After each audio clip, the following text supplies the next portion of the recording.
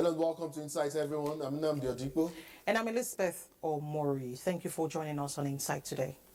The Nigerian mining sector is in focus on Insights this week, seeing how that sector continues to attract domestic and international investors. This is despite the many challenges impeding its potential as a major revenue earner for Nigeria, especially in its quest for economic diversification.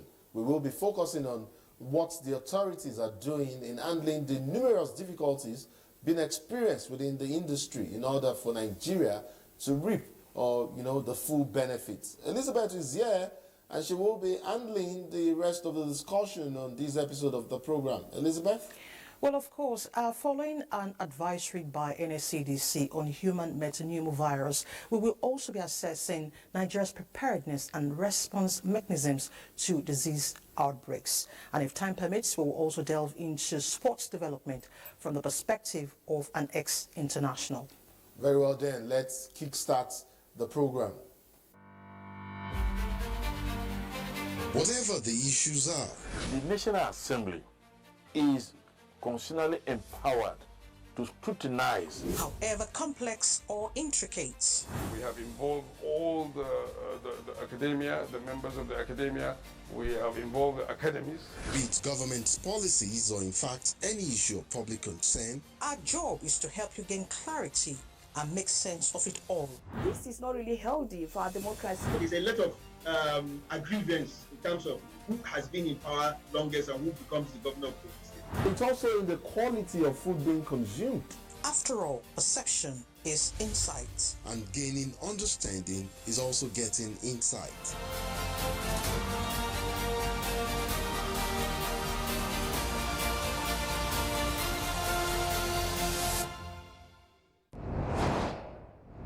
Nigeria's mining sector, though seen as underdeveloped, appears solid and multifaceted. I take this Zamfara experience as an example where the nation stands to gain much by revitalizing mining activities, of course, with necessary security as well as regulatory and logistical requirements to guarantee sustainability. Well, we'll talk about all of that and other larger issues as regards mining in Nigeria with my guest. My guest is Professor Charles Ofoebu, Professor of Geophysics and consultant to the Ministry of Solid Minerals Development. Prof, thank you so much for joining us virtually from Awka, Anambra State. How is Awka? Thank you so much. Awka is fine, and we're doing well. Thank you so much, Prof. Prof. So, Prof, Yes, Prof. I do understand that ultimately we must, as a matter of necessity, bridge, the gap between natural endowment and our capacity for exploitation. But, Prof, I think it's best we begin this, this conversation, perhaps take Nigerians back to the basics in terms of geological data in minerals, geological data of minerals, I beg your pardon, in Nigeria, whether we're talking about in terms of location, whether it's estimated or proven reserves, and of course the prospects for exploitation by investors. I know this data exists prominently in the oil and gas sector. We've seen how that has played out and continues to play out, and that is why investors there in that sector, they know which oil block has what and where, and they know all of that before even they make their bids. But Prof, can we say the same thing of the mining industry? Can you speak to that issue? The issue of availability and accessibility to high quality geological data in Nigeria for stakeholders' benefits in Nigeria's mining sector. Yes, I think maybe in the past one could say we did not have a coordinated approach to data gathering and data collection, data analysis.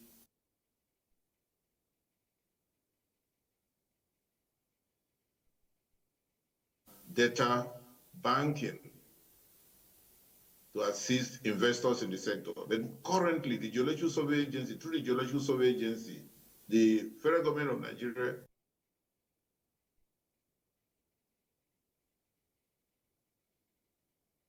put in so much effort towards collection of data, analysis of data, high quality data, when I mean high quality data analysis, and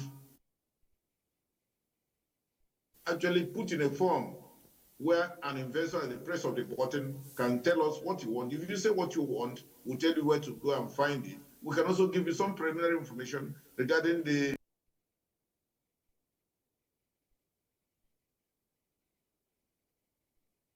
estimates regarding also the gaps in the data field. So all you need to do is to fill in the gaps and then move on with your evaluation and further exploration, evaluation, and possibly mine design and mining.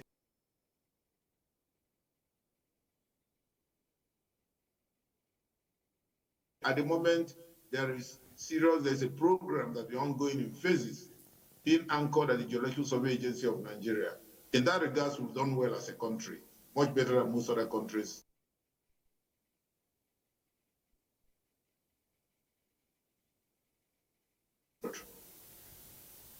All right, Prof. Of course, clearly it will seem like the ministry has done plenty of work in that regard. Of course, I know there are areas as well that the ministry is doing some work or plenty of work as well. And I would like for us to talk about an area like that. I mean, like I said, there are plenty of issues to be addressed in this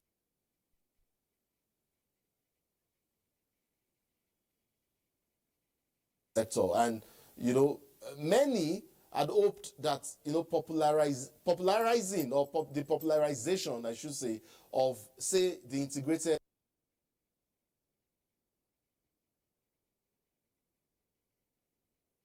exploration project would further open the space, the mining space. In fact, let's talk about and narrow this conversation, this particular issue, down to an issue like illegal mining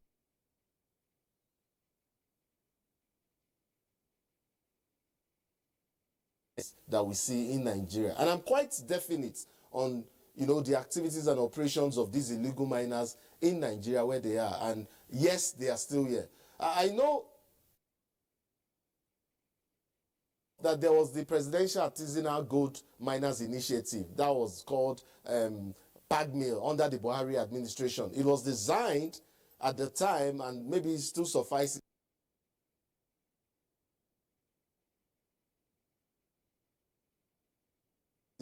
on licensed fringe of actors and operators in this sector within a regulated umbrella. But does it suffice, Prof? And this is my question to you.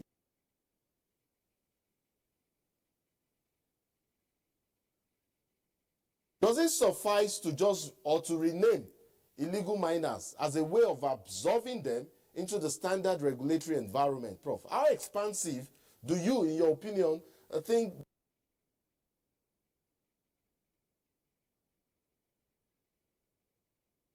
regards the operations of illegal miners and mining in Nigeria should be? And should PEGMIN, this PIGMI, PEGMIN, I should say, I don't know pronouncing it rightly. Do you think it should be reviewed to specify timelines for integration rather than it continuing in perpetuity like as it will seem at the moment?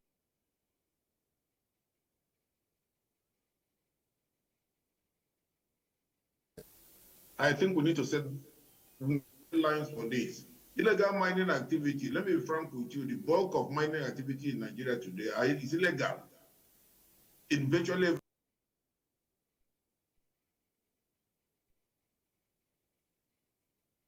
every part of the country is totally illegal. We need to actually re-engineer the regulatory terms, the regulators,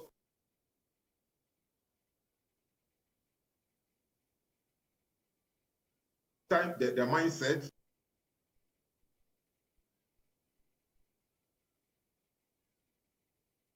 As well as the mindset of even the miners, the illegal miners themselves, who need to come together. We need to look at it because it's a serious problem affecting the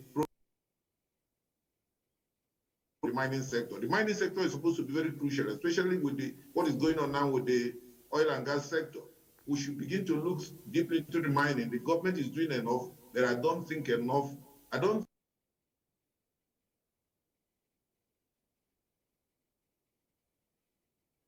we're addressing the issues point blank. I must say here categorically, being in Anambra State, where at the moment the state government already set up a committee to reform the mining sector with me as chairman,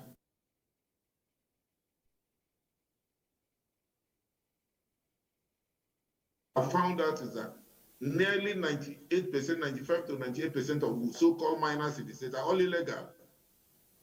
But are all carrying pieces of papers that suggest they're doing legal mining.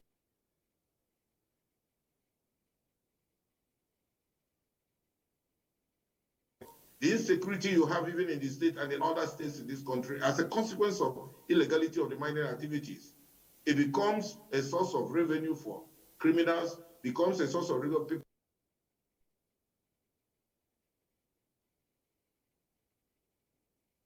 enterprises, you fail in one enterprise, you jump into mining and you begin to dig up the soil and create and destroy the entire environment. Illegal mining, we must address it point blank squarely.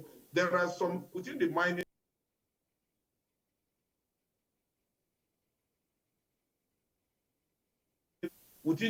guidelines, there are certain things that are put in place to contain illegal mining. But the problem is, to what extent are they being implemented? To what extent are they being funded? There are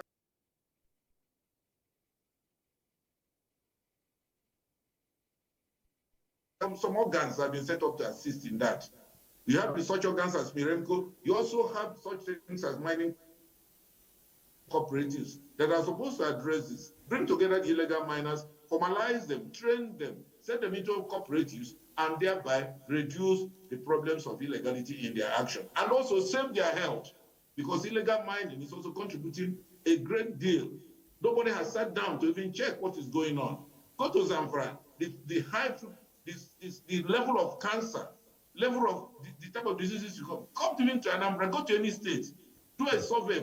Does the Federal Ministry of Health ever bother to check to what extent is this affecting the health? And where you destroy the health of a woman, the health of a guy, you destroy the health, you destroy the livelihood of the children and of that family. So much is going on. People are going under tunnels, washing materials, very hazardous. Nobody even discusses where you have radioactive materials and where you don't have it. And the thing is affecting farming, fishery, all kinds of things. So we need to put our house in order.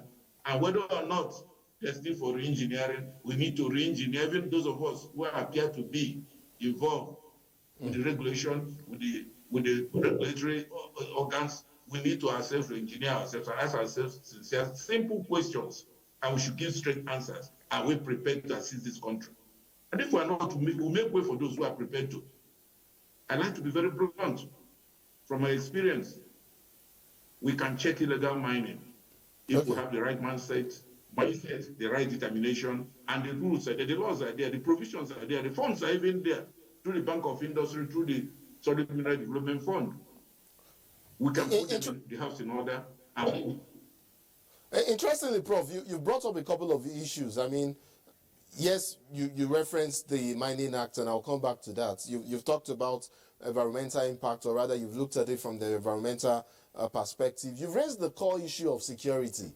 And in referencing the Mining Act, in fact, that was when you talked about the core issue of security. I know that, yes, the ministry has evolved what it called the mining police. These are I think they call them the mine marshals or thereabouts. And then, yes, and then the Mining Act references or talks about the provision of protection or security for those licensed to operate. But then it doesn't talk about the quality or capacity of the kind of security to be provided for those licensed to operate. And you talked about Zamfara and the insecurity there. What kind of guarantee does the Mining Act provide, especially for those licensed miners, in terms of quality and in terms of dependability of that protection? Well, I think the key problem starts with first asking ourselves the question, who are the licensed miners? There are people who are carrying about briefcases with papers suggesting that they have licenses to mine. How were those papers acquired? We must begin to ask that question. Because you must, if you want to go, you must go with equity. You must go with very clean hands. And we need to begin also to look at, you have a mining marshal, mining police. You can never operate those organs in isolation of the local authority, the communities, and the state governments. Because at the end of the day, you are setting up those police to marshal the states, to go around the states, to whom, for example, let me give you this. I always like to speak from point of view of experience. These mining police, as you say, where are they? Where are their offices? With whom do they coordinate? Who do they work hand in hand with? I'm sorry to say it. It's our country, and we must tell ourselves the truth. What now happens is that you see people roaming the environment, roaming around, and they tell you they've come to implement this. You see where the environment is totally destroyed. You are carrying a piece of paper called a mining license, and you are destroying the environment, and then you expect the police to protect you to continue destroying the environment. This is where some states come in and say, no, we don't agree. Yes, we are in charge of giving these licenses, but we have to protect the community, protect the environment, and also save our people, the future life for the generation yet unborn. Now, the insecurity you're talking about, that these police are supposed to check. Some of this insecurity is so entrenched within even the mining sector itself.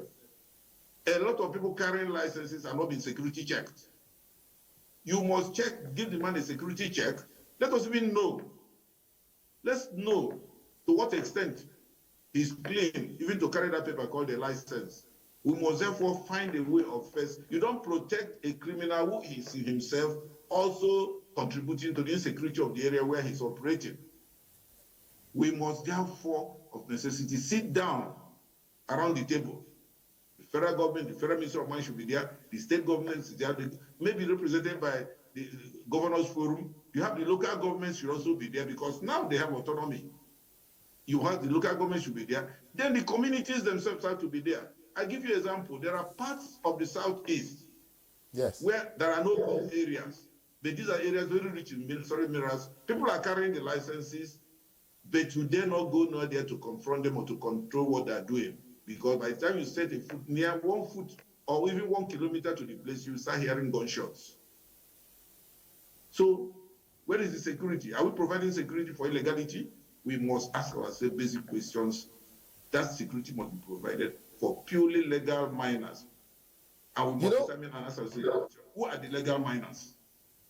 You know, Prof, aside the issue of security, aside the issue of security, which is germane, of course, to our discourse and also germane to, whatever progress would make in the mining industry, whether or not would unlock the full potential in that industry, your allusion, clear allusion to the seeming conflict or contention between the national and subnationals, would lead me to a question, on rather contentious question, or the conflict, over control and monitoring of exploitation operations by the federal, state, and local governments. Can I ask how the current situation impacts, for instance, incentives for mining and the attractiveness for investors? And Prof, as far as you are concerned, who should be responsible for what?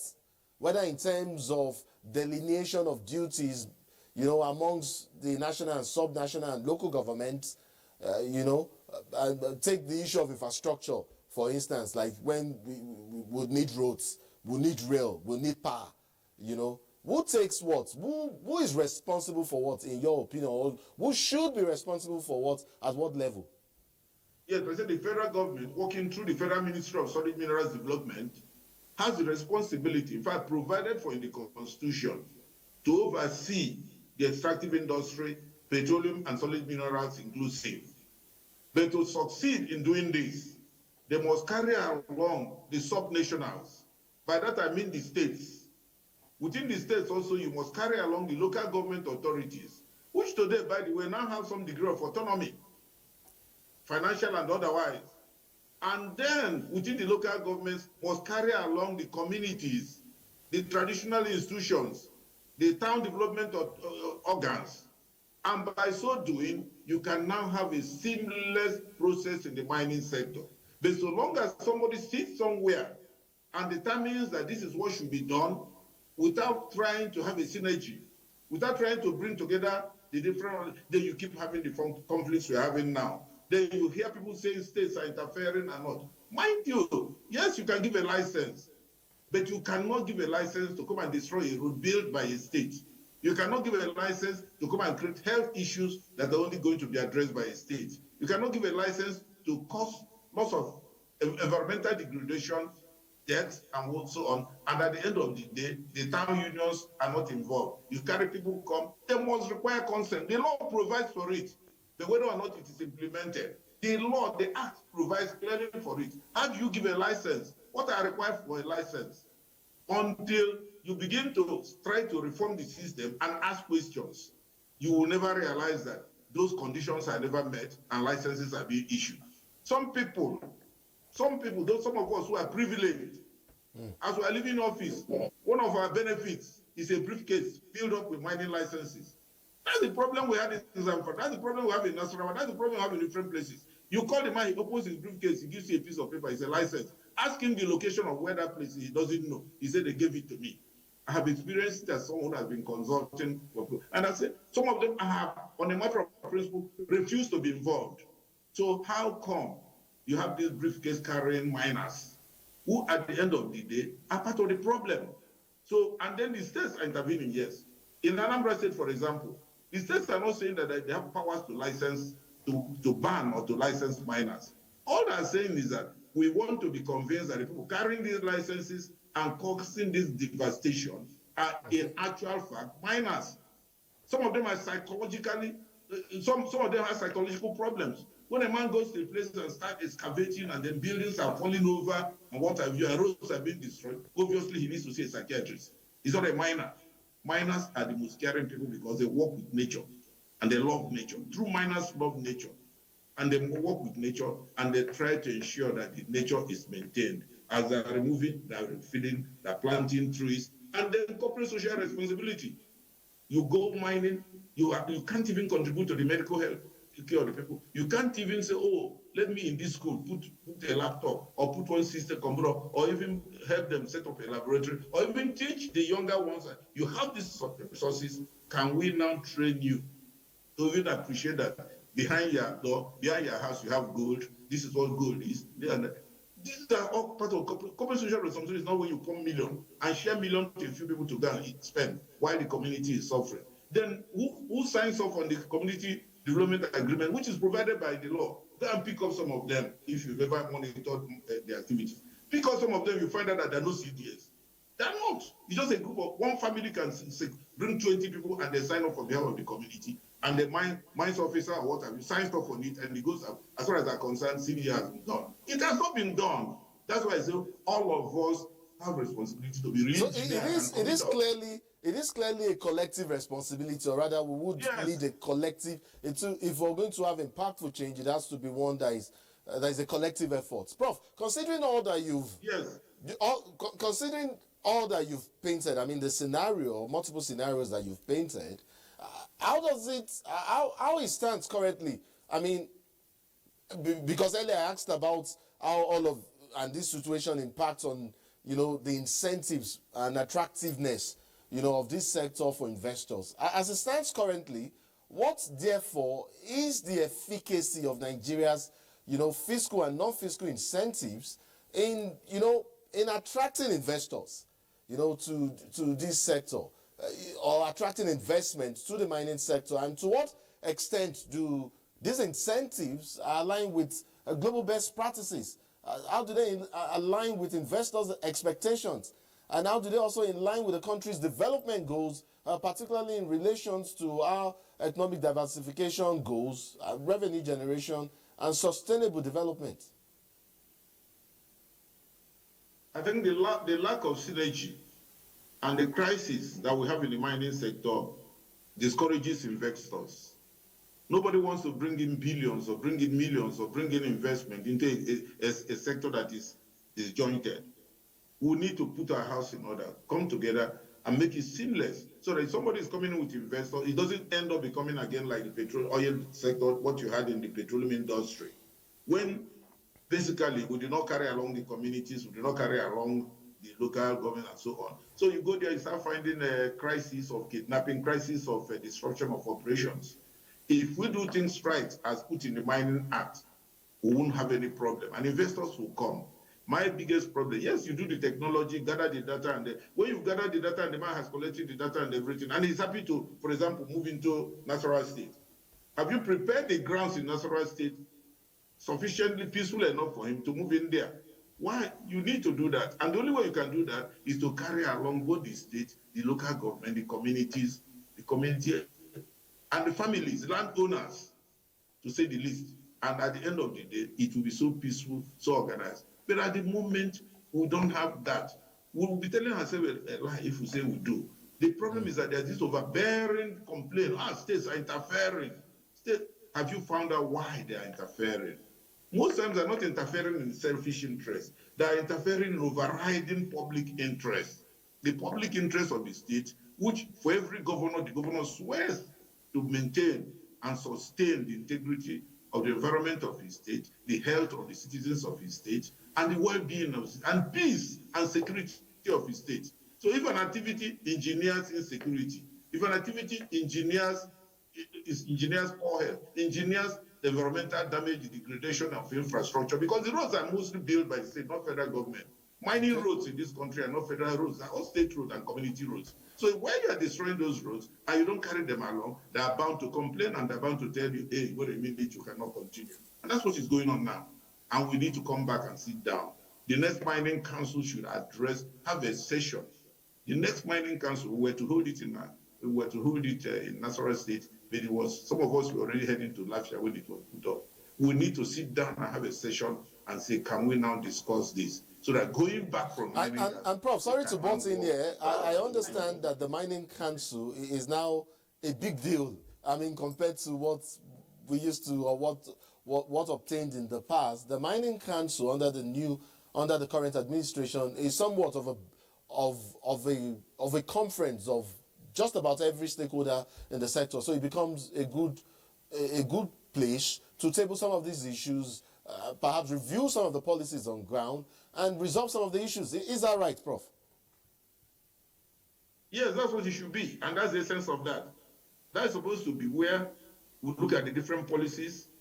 That's where we should even generate any modifications, any amendments to the act, and say, in the light of experiences and so on, shared experiences, we need to now do this. We will sit down in an air-conditioned conference room somewhere and say we are modifying the act. You must come to the conference, you must come to the Mining Council and sit down with all stakeholders. Set up a group, a working team. That working team should by now be working, preparing for the council, and now present a report of what it has agreed.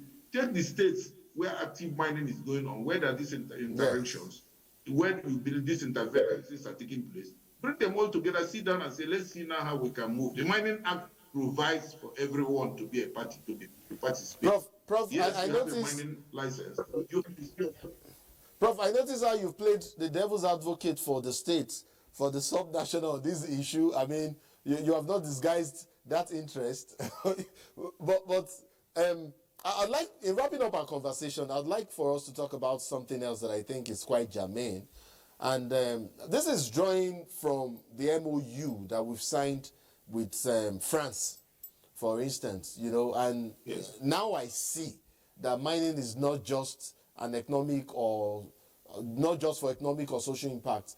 It has what is now considered today as geopolitical significance. And of course, when I just talked, when I referenced Nigeria's MOU with France. So as we know, both countries have agreed to collaborate on research, on training, and Franco-Nigerian students exchange for knowledge and skills transfer. Yes, we need further technical and financial capacity development and support in the sector. And yes, again, the bigger players would help local players here in Nigeria learn how big mining is done and, you know, what the game is at that stage. But is that necessarily the best option to opening up an international mining corridor that allows smaller miners in Nigeria to operate at the level of big players, you know, with access to the international markets and knowledgeable enough to understand the game? Is that our best option, Prof? I think this country has enough, the right manpower. Some of us have been and out of this country, impacting knowledge. Because, Prof, I wanted to say this is the scenario that is currently playing out in our oil and gas sector, where players who learned from the bigger ones are now in charge. Yes. So what I'm saying is that, what I want to say is that, yes, it's fine to have a collaboration, to have agreements, multinational agreements signed up between presidents and what have you. But we must bring it down to earth and say, where and how does it fit in? Provided, you notice France, for example, they are being kicked away from Niger, Chad, and so on, where they were in total control of the uranium mines and so on.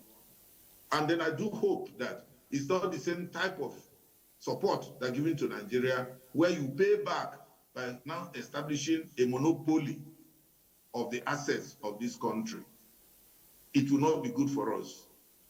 They can, after all, we've always had foreign aids, we've always had the Commonwealth, we've always had all that. It has never become like an MOU for a sector where you virtually transfer control of the sector.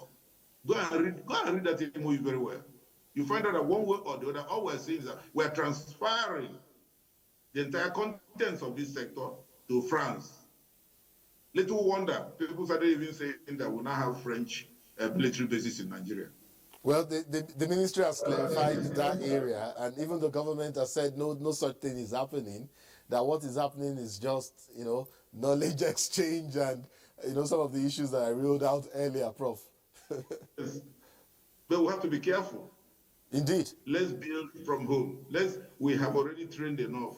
Let the people who have trained. So what I'm saying is, we must not, all these jamboree of MOUs have been signed. As I said, all the MOUs have been signed in the past by this country, by Nigeria. To what extent has this changed the different sectors for which those MOUs were signed? Hopefully we begin to see the change that we envision and envisage with some of them, Prof. If, like you said... We're all still here. And we'll all still be here we'll all still be here to mark the score sheet, to give the score sheets and say, yes, it was okay. And all I want to say is that this country is blessed. We're endowed with human resources. We're endowed with whatever it is. Go outside Nigeria. Nigerians go from Nigeria as on offshore postings in the petroleum industry. They support the petroleum industry in India. I had a brother who was estimating India, goes from Halliburton to India to work and so on. And then we don't need anybody to come to educate us. What you can do is to come work with us. There must be parity, equality, parity. Not to tell me now that you're bringing me knowledge, R&D. Yes, a lot of us have been traveling in and out of Nigeria to study. I did my PhD. Prof, we've lost the light there. It appears the people who own the public power supply have taken it. Let's quickly sign you off at this point. Great. Yes. We can barely see your face. So, you can't run the processing plant at energy, and at the end of the day, this is where we'll start. We should start planning. And we talked about some of these infrastructural logistics earlier, whose responsibility. When we're delineating duties, whose responsibility is what? Let me just quickly thank you at this point, Professor Charles Ofoegbu, Professor of Geophysics and consultant to the Ministry of Solid Minerals Development. It's unfortunate we can't see your face clearly anymore, but we saw your handsome face earlier. Let me just, on behalf of Avio, thank you so much for your insights on this matter, and thank you so much for joining us on Insight, Prof.